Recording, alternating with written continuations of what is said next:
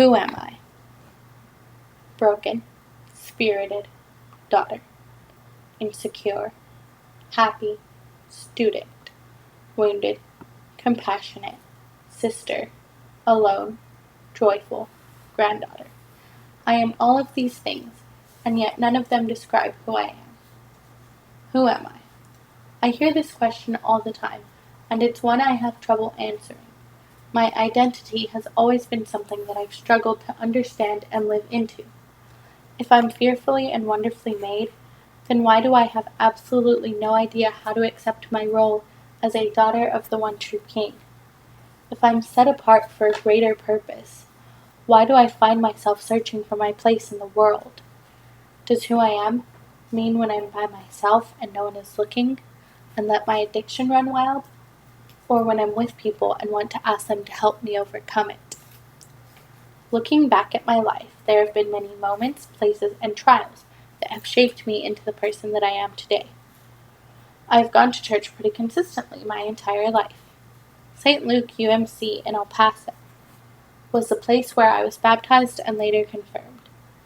I never saw myself leaving that church in any capacity until I was an adult, but after staying in an unhealthy environment for far too long and praying about what God wanted me to do, I switched to a youth group across town, Trinity First UMC, and found love and acceptance like I have never known from a church family. The first time I really felt the presence of God in my life was when I was about 10 years old, up at church camp in the Sacramento Mountains. I had been going to SMA for years. It was just another normal day at camp. It was just another regular guy retelling the same old story of Jesus feeding the 5,000. But somehow, this time was different. I suddenly felt this overwhelming sense of emotion and couldn't stop crying. All of my friends kept asking if I was okay. I didn't know how to explain it, but I was more than okay. Looking back, I can see that it was the Holy Spirit entering my life. Willingly separating myself from my family, the only people that I knew loved me unconditionally, was the toughest thing I've ever done in my life. I knew that if I wanted to follow God's call for my life, and I needed to take a leap of faith that would take me 8 hours away from home and right into the middle of nowhere, Texas. Abilene has become one of my favorite places.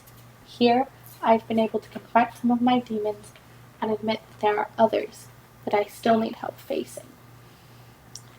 One day, I came home from middle school with a UTI, which wasn't the worst thing ever. But I went to the doctor, and the dreaded C word came up and shattered my world, almost. However, I didn't allow it to. I didn't allow the possibility of cancer to ruin me. If anything, it drew me closer to God, because I knew that I had people that He had put in my life to help me through this journey. During this time, the TF UMC youth group prayed with me and offered to shave their heads with me if it came to that. As it turns out, I didn't have cancer, just lumps on my thyroid. This process has helped me see that real Christian fellowship is being there for people, always. Around the same time that all of this started, I was sexually abused by a boy at my home church. For the longest time, I kept it inside and didn't tell anyone, because I didn't want anyone, especially my family, to end up doing something that they'd regret. Eventually, I told some people, but not anyone who could do anything about it. I finally told my parents this year, and we are working through the healing process together. I believe that this experience has had a lot to do with how I relate to the world today. I have problems with anxiety and acceptance from my peers. I apologize and worry about everything. And the biggest problem is allowing myself to dwell on impure thoughts for far too long. However, I also believe that I am stronger because of it, and I will be able to use my trauma to help others in similar situations. So although I may struggle with reading my Bible and praying on a regular basis, or if my mind gets too worked up about trivial things sometimes, that doesn't mean that I'm inadequate. I know that God is allowing me to grow in His strength and share my story with those who have forgotten what life is about. I may not know who I am, but that's okay because God does, and He loves me no matter what.